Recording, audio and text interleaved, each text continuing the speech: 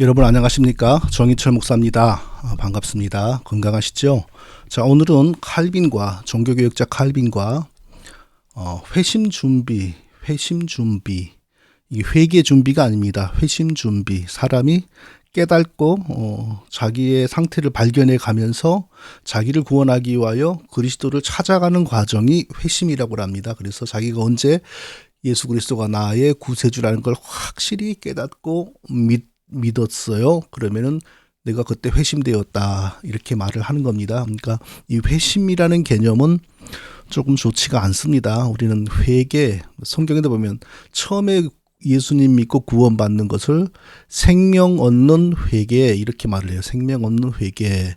그리고 나중에 신앙생활을 하면서 또 잘못된 것에서 돌이키는 것도 회개. 그러니까 우리는 처음에 생명 얻는 회개를 하고 그리고 나서 죄에서 돌이키고 예수님을 닮아가는 성화의 회개를 한다. 우리가 이렇게 이해를 해야 됩니다. 그러니까 회심이라는 말은 우리 성경적인 신앙과는 좀 맞지가 않습니다.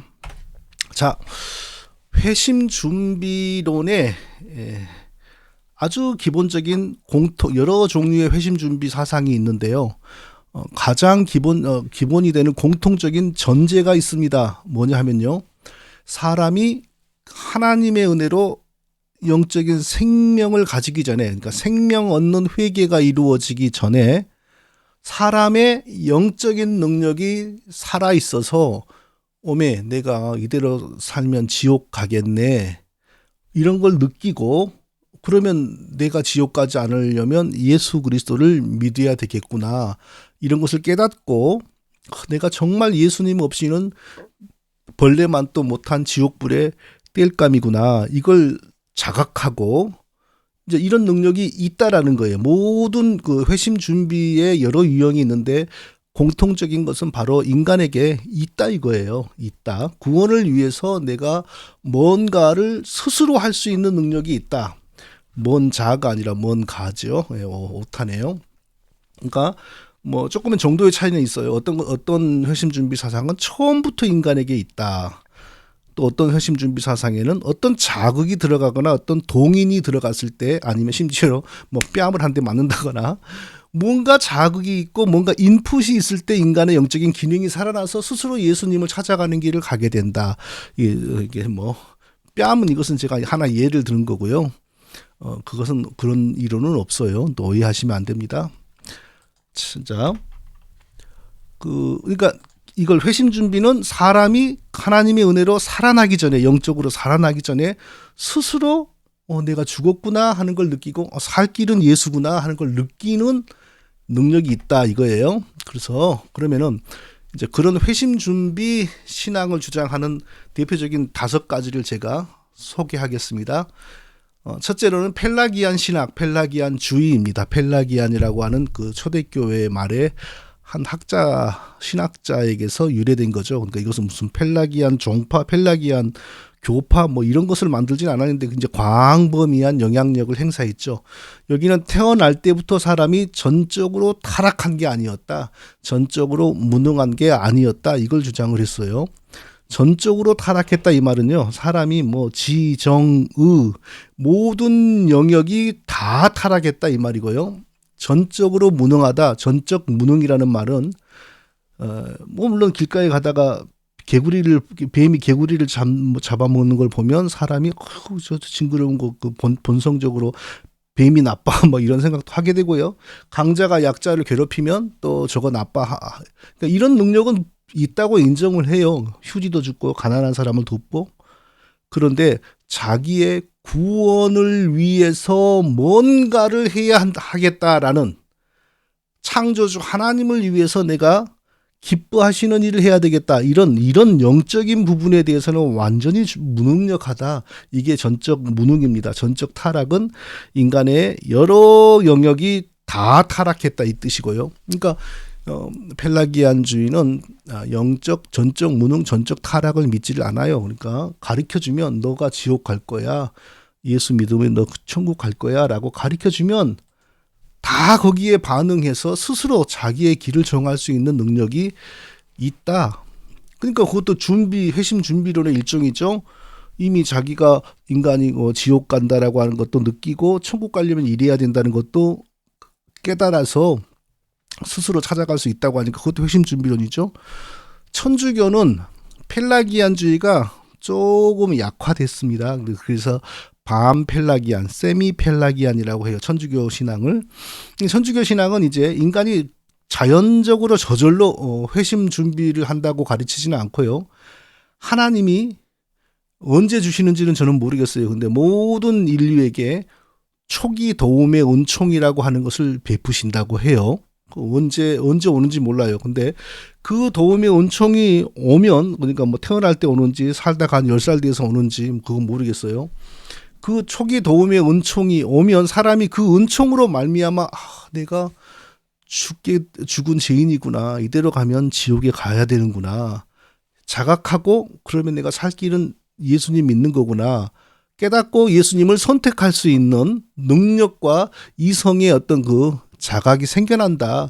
그래서 그때 스스로 예수님 믿기로 결단하는 사람은 구원을 받고, 구원이 정확히 말하면 구원이 시작이 되고, 그리고 그 이후에 완전하게 행위를 계속 잘해가면 구원이 언젠가는 완성이 되고. 그러니까 천주교에서는 죽기 전까지 내가 구원받은 것을 확신합니다라고 그러면 무엄하도다. 감히 네가 내일 무슨 일을 할지 어찌 알고 그런 소리를 하느냐. 이렇게 가는 거예요. 구원의 확신이라는 건 없어요. 천주교는 죽을 때까지 바르게 살아야 돼요. 알미니안주의는 이제 종교개혁 이후에 등장했죠. 알미니안주의도 거의 펠라기안 천주교하고 유사해요. 전적 타락, 전적 무능을 부정합니다. 그런데 인간이 또 그렇다고 해서 자연적으로 어느 날 스스로 내가 예수님 안 믿으면 지옥 가겠구나. 나 정말 벌레만도 못한 사람이구나. 이걸 느낀다고는 안 가르쳐요. 여기도 천주교처럼 뭔가가 하나님으로부터 먼저 왔을 때 그것에 반응하여 인간이 영적으로 이제 각성이 돼서 회심을 준비하고 회심을 찾아간다. 이렇게 이제 믿는 겁니다. 가르치는 겁니다. 그게 뭐냐? 알미니안은 맞아. 그냥 이미 천부적으로 남아있다. 이겁니다. 그러니까 펠라기안하고 상당히 유사한 거죠. 자, 웨슬리안은, 알미니안이 먼저 나오고 난 다음에, 그 다음에 청교도가 먼저 또 나왔죠. 근데 알미니안은 청교도도 아니고 또 정확히 알미니안도 아니에요. 근데 구원론은 상당히 알미니안하고 유사해요. 그게 뭐냐면요. 하나님이 모든 인간에게 선행 은총이라고 하는 걸 준다. 천주교에서 도움의 은총이라고 했는데 나 거기 영향을 받은 모양이죠. 이게 웨슬리도 선행 은혜가 먼저 온다. 그 선행 은혜를 받으면 사람은 스스로 내가 지옥 가는구나. 정말 내 신세가 비참하구나 하는 걸 느끼고 그리스도를 믿으면 내가 천국에 가는구나 라는 것도 깨달아져요. 그래서 그리스도를 믿기 시작할 수 있는 자유의지와 이성의 능력이 생긴다고 가르쳐요. 자, 그러니까 지금까지 펠라기안, 천주교, 알미니안, 웨슬리안 봤죠?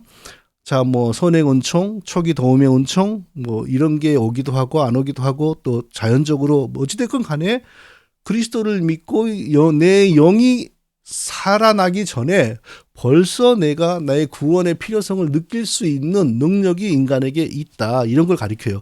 자, 이런 건 전부 모양이 다른 회심 준비론의 일종입니다. 자, 그러면요. 회심 준비론을 가장 본격적으로 만든 청교도는 그러면 어떻게 사람이 회심 준비를 한다고 하냐면요. 천주교에서는 초기 도움의 은총이 왔을 때 그게 시작이 되고 웨슬리안에서는 선행 은혜가 왔을 때 시작이 되는데 청교도는 영적 각성이 일어나면서 회심 준비가 시작이 된다고 합니다. 영적 각성은 뭐냐? 구원이 아닙니다. 내가 구원받아야 될 필요가 있구나. 내가 내 힘으로는 구원을 못 받았구나. 나는 정말 벌레만도 못한 가치 없는 죄인이구나. 이것을 느끼고 지옥을 두려워하고 천국을 사모하게 되는 능력이 생기는 거. 그러니까 영혼이 활성화된다. 영혼이 액티베이트 된다. 뭐 이런 개념이죠. 그럼 뭘로 영적 각성을 만들어내냐? 청교도들은 하나님의 진노, 율법의 저주를 선포하고 좀 뭐랄까 수준 떨어지는 말로 율법의 저주, 하나님의 진노를 때려 부으면 신자들이 두려워 떨면서 각성이 되어가지고 이대로 살면 안 되겠구나 하는 각성이 일어난다. 이렇게 가르쳤어요. 그러니까 그래서 청교도에서는 부흥을 대각성 이렇게 부르는 거고요. 그리고 대각성에서는 뭐가 유명하죠? 하나님의 진노에 뭐 손에 붙들린 죄인 에드워드의 그런 설교 다 그런 맥락에서 나온 겁니다. 그때 또 중세 사람들은 너무 순진해가지고 여러분 지옥에 가면 여러분이 지옥불 속에서 5분이나 견딜 수 있을 걸 가십니까? 그러면은 막 특히 여자들이 와 두려워요 막 이러고 난리가 나고 디비지고 그랬죠. 그 실상을 정확히 모르니까 오늘날 막 어마어마한 각성이 일어났다 그러고 뭐 막 그게 미화가 되고 있는 겁니다. 자, 펠라기안, 천주교, 알미니안, 웨슬리안, 청교도 다 회심 준비의 일종입니다. 다 회심 준비 신앙을 가르치는 집단들입니다.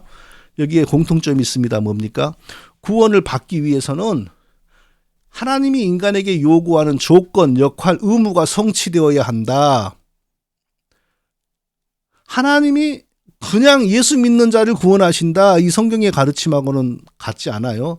하나님이 인간에게 요구하는 조건, 의무, 역할을 인간이 성취해야 구원이 주어진다. 이게 이들의 기본적인 구원론이에요. 펠라기안, 예수 믿고 바르게 살아야 돼요. 바르게 살 능력이 있고요. 천주교, 예수 믿음으로 구원이 시작이 되고 큰 죄를 범하지 않고 죽을 때까지 그 상태를 유지해 가야 돼요. 매일 그리고 성찬, 성체 성사 참여하면서 의화되게 하는 은총을 물리적으로 받아 넣어야 되고요. 알미니안, 예수 믿고 계속 지켜야 돼요. 온전한 삶을. 웨슬리안, 예수 믿고 온전한 삶을 지켜야 돼요. 그리고 완전한 성화까지 가야 돼요. 완전한 성화 가지 못하면 어떤 데를 보면 뭐 지옥 간다. 어떤 데를 보면 지옥 가지 않은 것처럼. 그러니까 웨슬리안 신학은 어떤 정해져 있는 그 원칙이 없는 것 같아요. 청교도 지옥 간단 말을 안 해요. 그런데 구원받기 이전에 인간이 하나님이 요구하시는 조건을 수행해야 돼요. 거기에 믿음도 들어가요. 믿음이라고 하는 조건도. 믿음도 인간이 구원을 얻기 위한 조건이에요. 그런데 성경적인 신앙에서는 뭡니까? 믿음은 하나님이 구원을 주시기 위한 수단으로서 하나님의 은혜의 선물입니다. 이게 비슷한 것 같지만 믿음을 강조하는 게 비슷하지만 그러나 들어가면 너무 다릅니다. 자, 청교도들이 만든 그 웨스트민스터 신앙고백서에 보면 인간의 조건이 이렇게 충족되어야 하나님이 구원을 주신다라고 하는 것을 아예 명문화했습니다.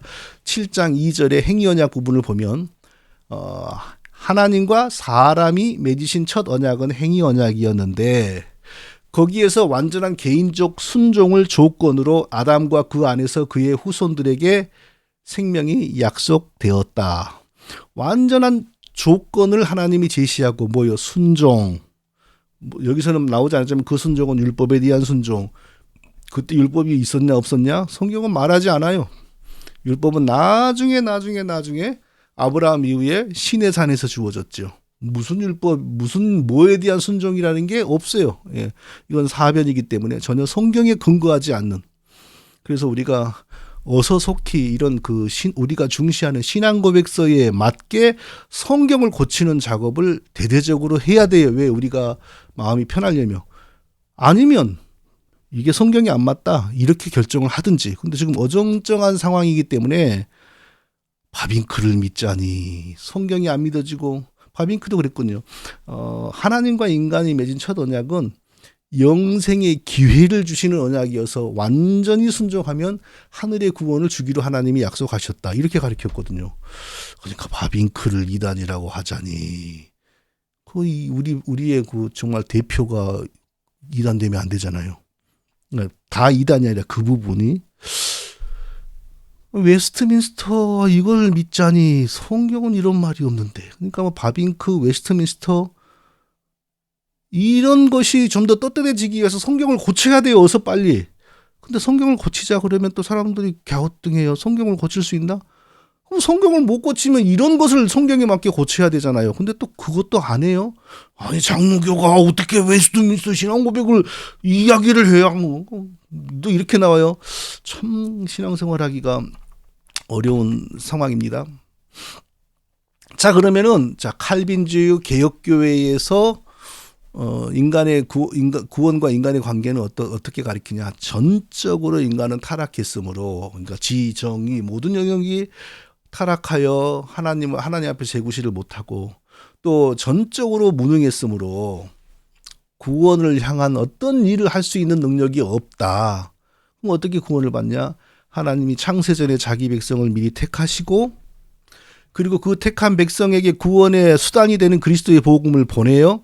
근데 그리스도의 복음을 보내도 전적으로 타락하고 전적으로 무능한 인간은 복음을 믿지를 못해요. 오히려 대적합니다. 그때 하나님이 불가항력적 은혜로 역사하시어서 그 사람의 마음과 이성을 설득하고 감화를 주시면 그리스도가 얼마나 좋고 복음이 얼마나 좋고 복음을 믿으면 천국 영생을 누리게 된다는 사실이 깨달아지는 거예요. 하나님의 은혜로 이성과 자유의지가 설득이 되어서 그러면 그때부터는 때려도 예수 믿고 감옥에 집어도 예수 믿는 거죠. 그러니까 오직 하나님의 은혜로 말미암는 구원을 개혁신학과 칼빈주의는 가리키는 겁니다. 자, 칼빈은 그러면 회심준비론을 다루었을까요? 안 다루었을까요? 칼빈 시대에는 이 회심준비론이라고 하는 어떤 이게 등장하지를 않았어요. 그래도 이미 그 전에 천주교가 회심준비론의 일종을 가리켰고 펠라기안이 가리켰고 그렇기 때문에 그 개념은 있었죠. 그렇지만 회심준비론은 나빠, 좋아 이런 직접적인 논쟁은 없었어요. 그러면은 칼빈이 회심준비론을 지지했을까, 반대했을까, 이건 어떻게 알아볼 수 있을까요? 이걸 통해서 알아볼 수 있는 거예요. 사람에게, 구원받기 이전의 사람에게 그 사람이 뺨을 맞거나 술을 마시거나 마약을 먹거나 무슨 충격을 받거나 전기 충격요법을 받거나 할지라도 자기가 죽은 영적인 시체이고 구원을 받기 위해서는 예수를 믿어야 한다는 걸 스스로 자각하고 깨달을 수 있는 능력이 있느냐, 사람에게. 칼빈이 그런 것을 가르쳤느냐, 이걸 보면 돼요. 그러면 칼빈도 말은 안 했지만 회심준비론을 찬성했구나. 또 칼빈은 직접 말을 하지 않았지만 회심준비론을 반대했구나.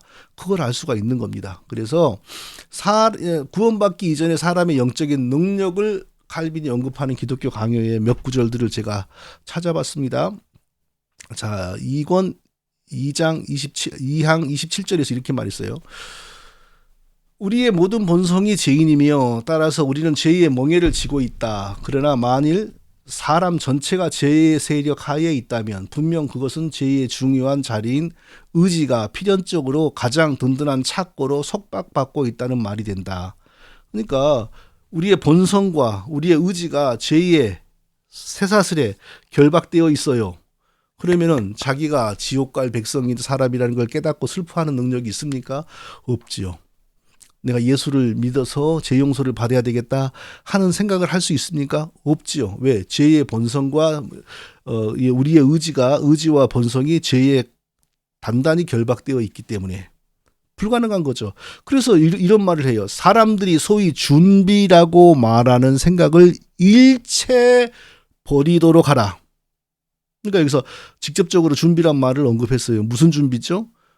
예수 믿고 구원받을 준비죠. 준비라고 말하는 생각을 일체 버리도록 하라.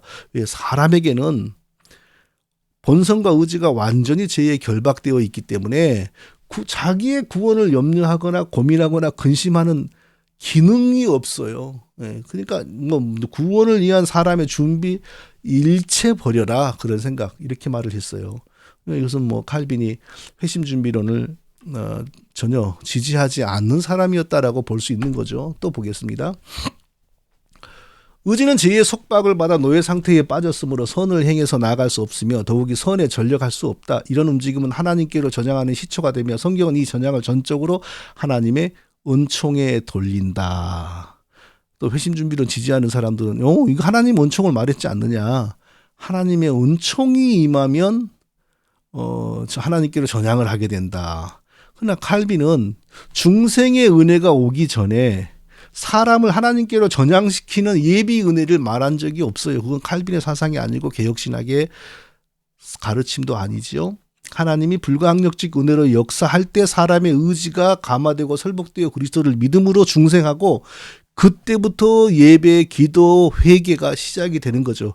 그러니까 예수 믿고 거듭나기 전에 의지를 하나님께로 전향시키는 도움의 은총, 선의 은혜, 칼빈이 이런 거 안 가르쳤어요. 그러니까 이 문장도 칼빈이 회심준비론을 지지하지 않은 것으로 볼 수 있는 거죠.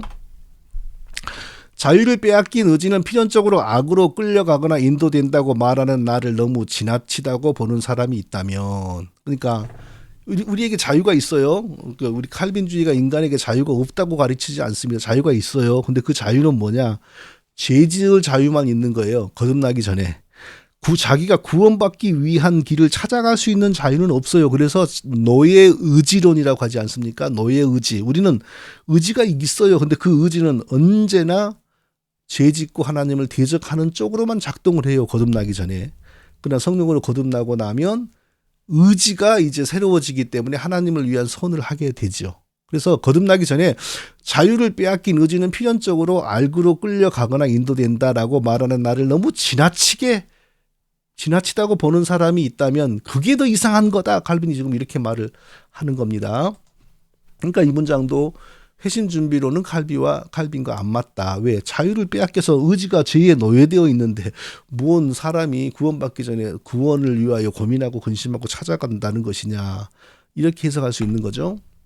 또 다른 곳에서는 사도가 빌립보 사람들에게 너희 속에 착한 일을 시작하신 이가 그리스도 예수의 날까지 이루실 줄을 확신하노라라고 했는데, 착한 일의 시작이 회심의 맨 처음임을 의미하며, 그러니까 여기서 칼빈이 또 회심이라는 용어를 썼어요. 이것은 번역의 문제인지 원문의 문제인지는 모르겠어요.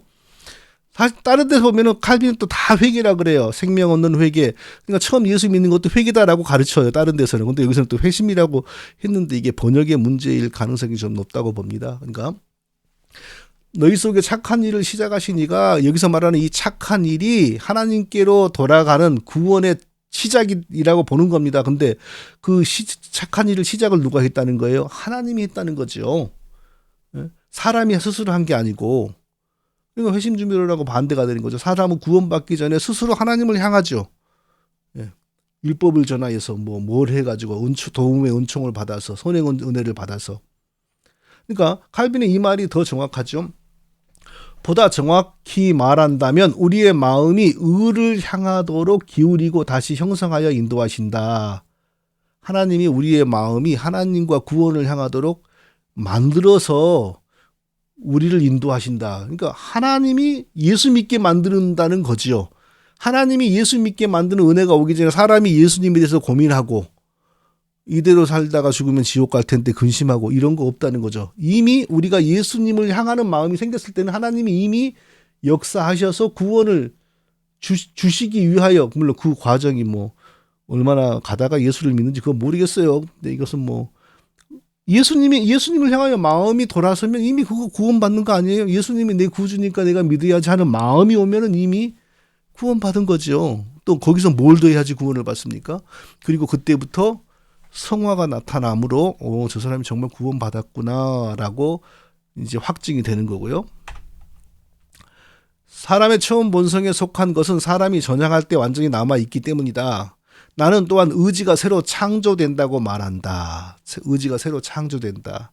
예수님 믿고 구원받기 전에 그 의지 상태에서 내가 죄인이구나 깨닫고 하나님께로 나아가는 것이 아니고 예수를 믿도록 하나님이 새로 의지를 창조해 주세요.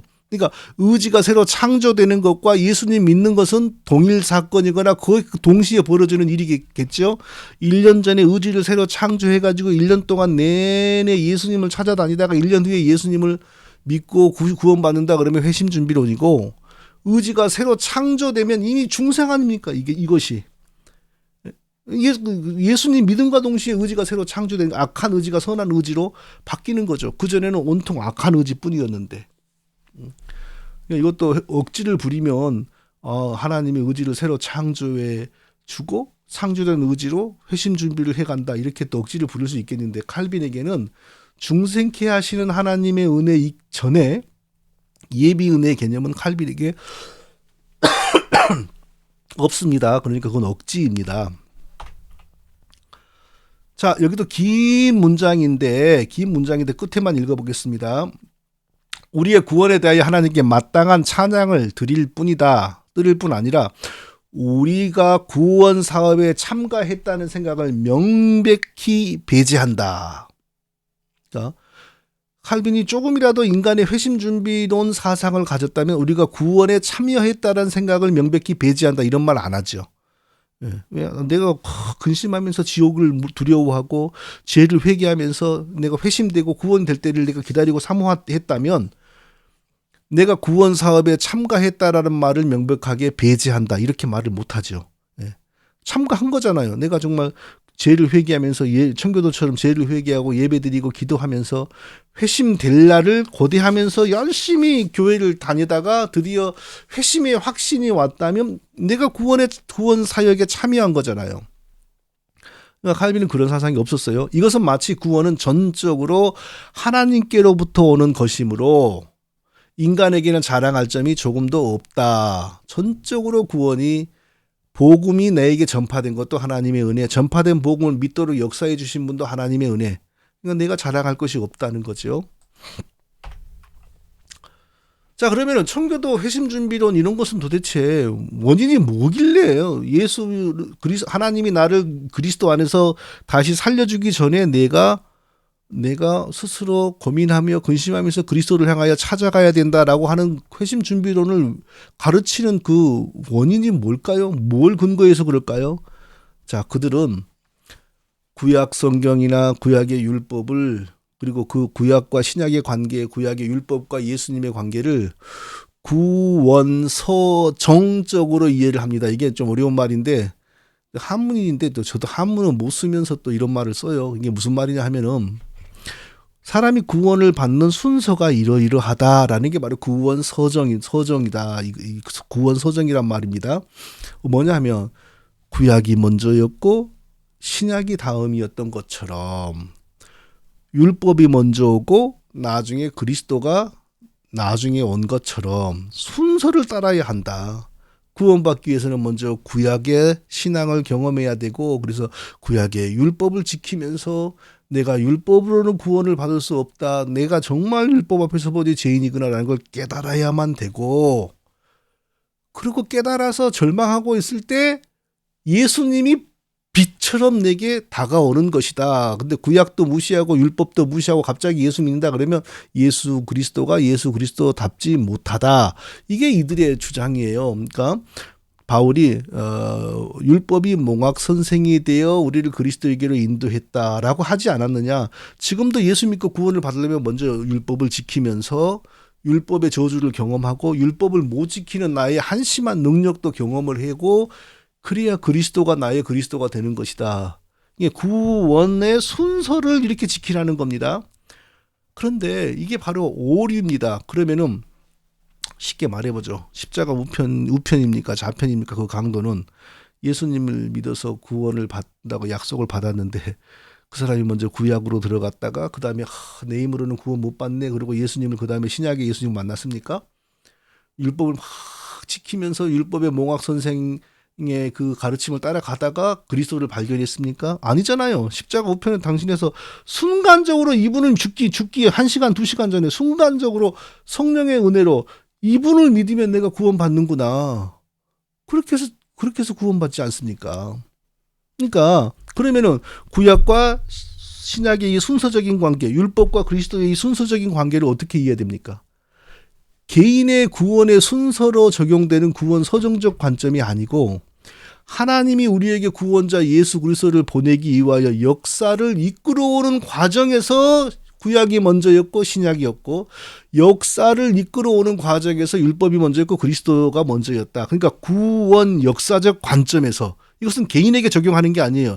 전체 인류에게 구원의 역사적 관점에서 갑자기 예수님이 오면 사람들이 이해를 못 하잖아요. 먼저 그래서 구약의 제사, 율법 이런 걸 통하여 너희들이 이렇게 거룩해야 해야 되는데 그래야지 원칙적으로 구원을 받는데 너희가 이렇게 죄가 많은데 그걸 다 지적을 하고 너희의 죄 문제를 대신 짊어지고 너희에게 죄사함을 주는 그리스도가 올 것이다 예고하고 그리고 하나님의 때에 그리스도가 오시고 하나님이 이렇게 역사를 이끌어 왔다는 거예요. 그래서 구약과 신약, 율법과 그리스도를 이렇게 봐야 된다는 거예요. 그런데 지금도 예수 믿으려면 너 먼저 구약의 신앙으로 들어가서 몸부림치고 그 다음에 신약의 예수를 만나고 구약의 율법의 저주와 율법의 요구를 따라가는 연습을 하다가 그 다음에 신약의 예수를 만나고 이렇게 적용하는 게 바로 청교도의 회심 준비론이에요. 근데 이제 문제는 루터가 그 과정을 거친 사람이거든요. 천주교 신부였어요. 그러니까 천주교 신부가 뭘 배우고 가르칩니까? 행위로 구원받는 것을 가르치는 거잖아요. 예수도 믿고 열심히 행위를 해야 돼요. 예수만 믿고 행위를 못하면 구원을 못 받아요. 천주교에서.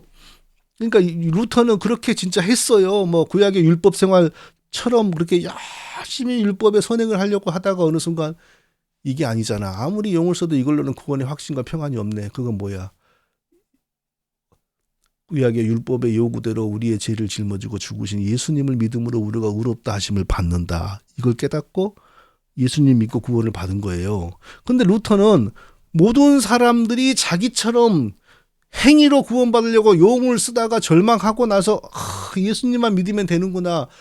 이 과정을 거쳐야 된다고 가르친 거예요. 그래서 청교도 회심 준비하는 사람들이 루터를 되게 좋아해요. 바로 그런 면에서 루터가 칼빈처럼 존경을 못 받는 거예요. 칼빈은 그렇게 안 가르쳤어요. 지금 말하는 것처럼 구약이 먼저 오고 신약이 먼저 온 것은 개인의 구원의 순서가 그랬다는 거 아니고 우리에게 구원자 예수 그리스도를 주시려고 역사를 이끌어 오신 하나님의 역사의 섭리가 그랬다는 것이다. 그렇게 이해를 했어요.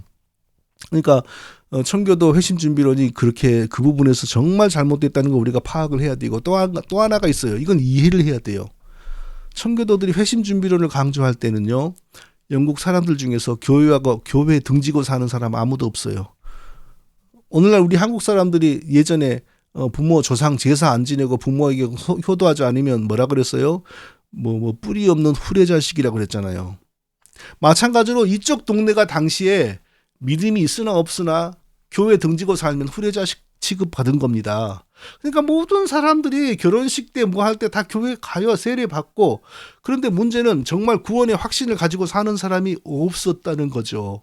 그러니까 모든 사람들이 하나님과 성경에 대해서 직접 간접 자발적 또는 타의에 의하여 가깝게 지내고 있는데 구원받은 사람이 별로 없었어요. 그러니까 이제 용을 쓰다가 보니까 율법 지켜 이 녀석들아, 율법이 너희들 얼마나 죄인이라고 하는지 한번 겪어봐. 그리고 깨달아서 예수 믿어 하는 식으로 한 겁니다. 옳다는 게 아니고 그런 시대적인 배경이 있다는 거예요. 근데 오늘날에는요.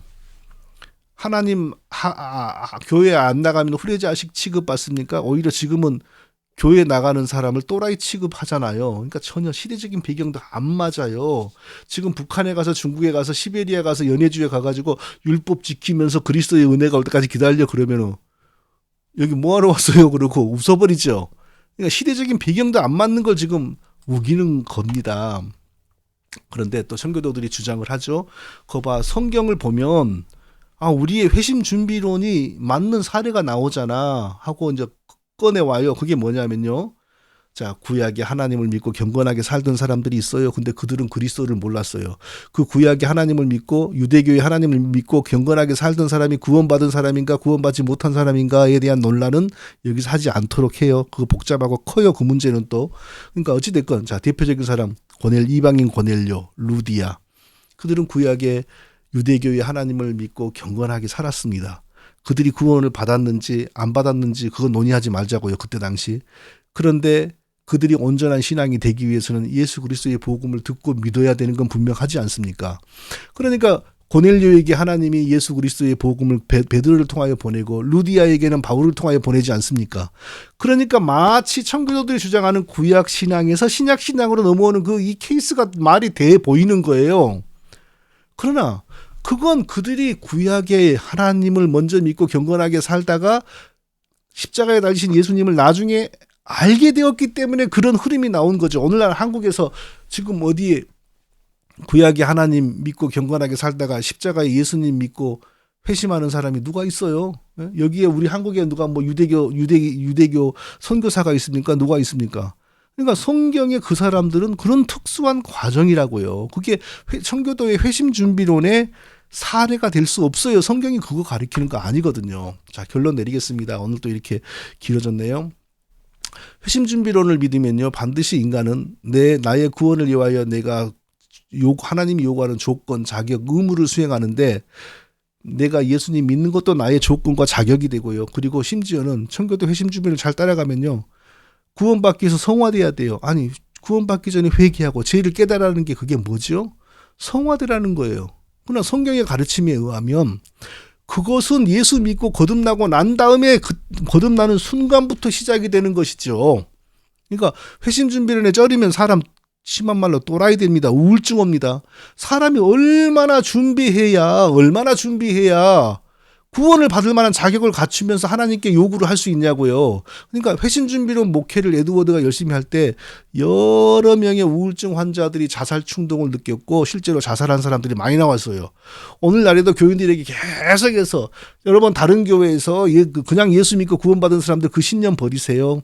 하나님이 회심의 확신을 줄 때까지 율법 지키고 회개하고 기도하고 이렇게 계속 가르쳐봐요. 사람 또라이 되고 우울증 와요. 사람은 그런 자격을 가지고 스스로를 준비할 수 없습니다. 그럼 어떻게 구원을 받습니까?